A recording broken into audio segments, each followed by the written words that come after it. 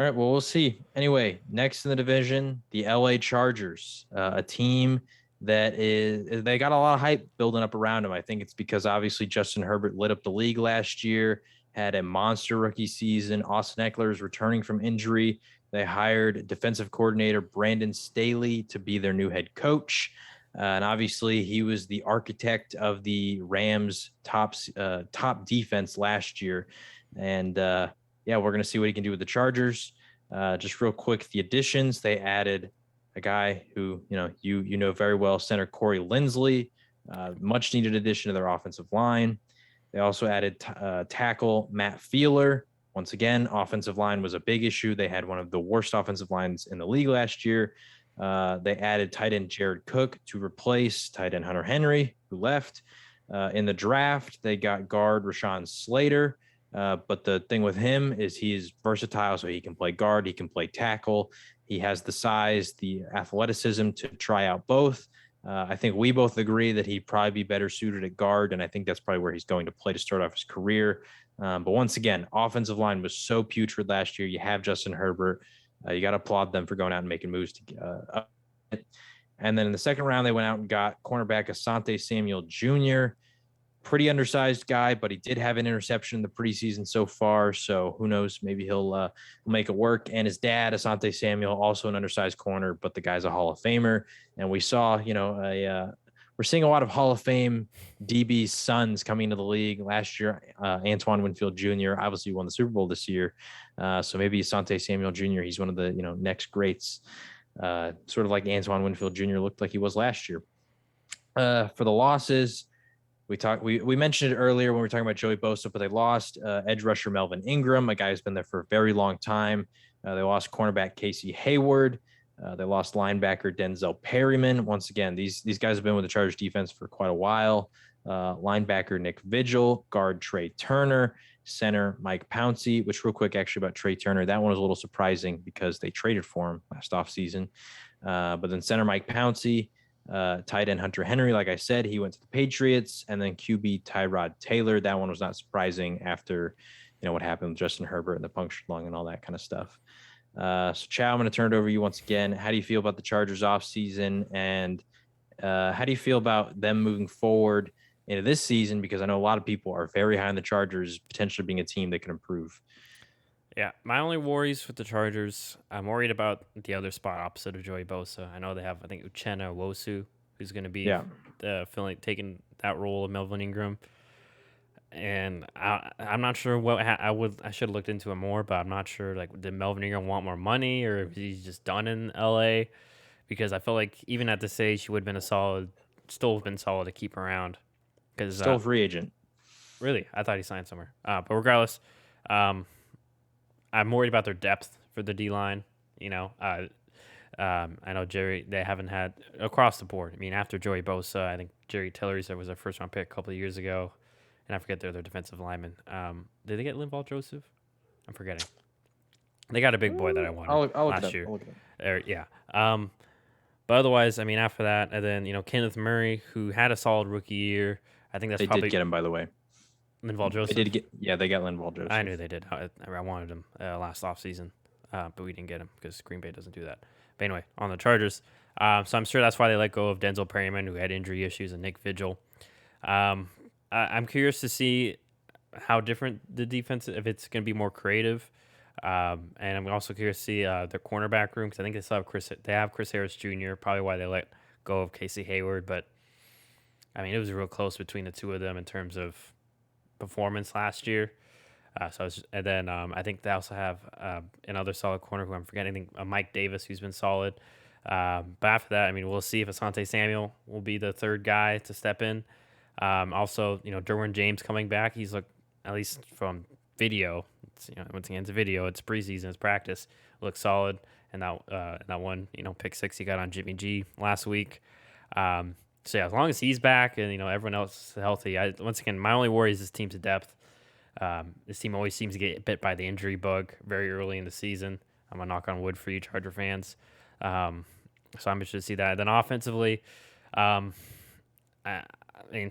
don't see many concerns. Obviously, Corey Linsley's an upgrade, and then obviously they got two more linemen. via free agency in the draft. So yeah, I'm excited to see this offense. Also, hopefully Justin Herbert gets more unleashed, gets more freedom. I think that might be a big complaint last year. Was Anthony Lynn just loved to run the ball first, second down, and then all right, now you have to throw it because it's 3rd and 8, and we didn't, because we ran the ball even though we have a terrible offensive line. So yeah, I'm curious to see that because I think Eckler said that he's going to be playing an Alvin Kamara-ish role. I forget who they have there. I think they're OC's from the Saints. So I think it was Joe Lombardi, I want to say. Could be wrong. I think so. So yeah, I'm very curious to see how much more creative they get with their offense with Mike Williams too and Keenan Allen and obviously Jared Cook.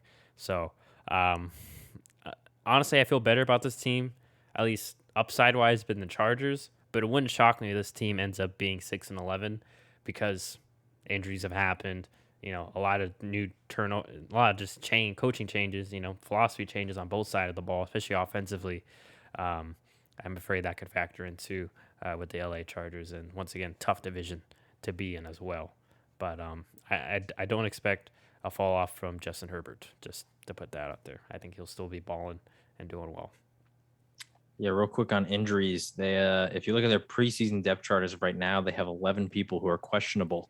Nobody who's hugely Notable. Injured right now, but they do have notable names who are questionable. I'm just saying no one's out right now, but like Mike Williams, Kenneth Murray, Corey Linsley, Rashawn Slater, another guy who's always just dealt with injuries that have always stopped his momentum and have a few good games and he'll get an injury and then it's so. Yeah, so let's hope the Chargers don't have injuries because the last few years they've just been decimated by them for a long time. Overall, yeah, I largely agree with you. I think the Chargers overall as a team should improve.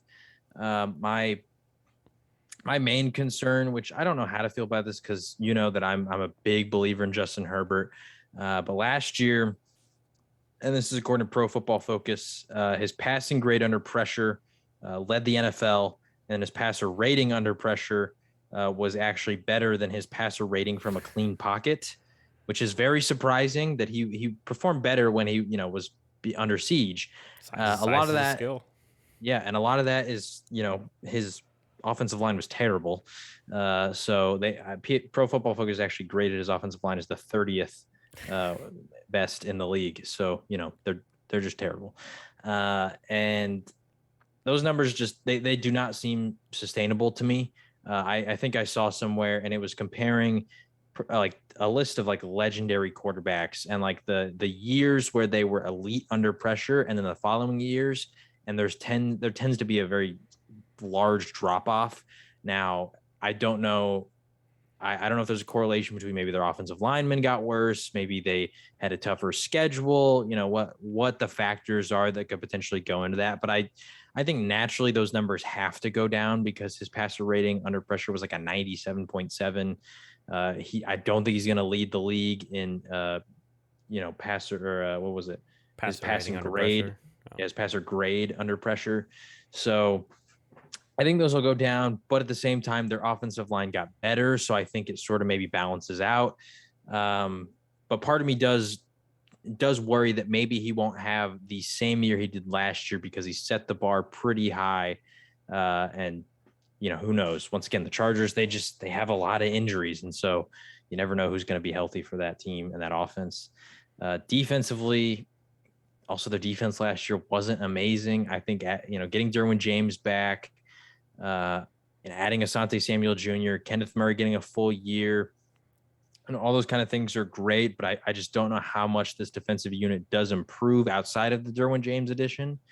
So yeah, also Chris Harris, he's getting up there in age, so one has to wonder how much longer he can play at a really high level. But overall, yeah, I think I agree with you. I could see this team improving. I could see them being second in the division, but I also think they have an incredibly low floor because of injuries, because of a new coaching staff. I think that's an underrated thing. Sometimes when you transition to a new coaching staff, there's some bumps in the road and you never know how it's going to work. So yeah, overall, I just don't really know where to feel with this team yet. And I think as we get closer to the season, maybe I'll have made up my mind. Yeah, real quick, before we move on, I always feel, I don't know what, I should probably look back and see. They always start off bad because like they like blow like 2 or 3 games in the first few weeks. Yep. They'll have like, oh, they missed a field goal, a gimme field goal to win the game, or they missed an extra point and then they have to go for 2 and then they didn't get the 2, and all of a sudden they're 1-3, with their backs up against the wall. And it doesn't matter. You can't say, oh, it's the head coach, oh, it's just Herbert. It's literally like it's been that way since like for the past 4 or 5 years. I feel like, and I know because obviously I mentioned. My stepdad's a Chief fan. We ended up watching the Charger games because they always get the afternoon games, pretty much the whole year, at least for Central Time. That's afternoon games. So, yeah. But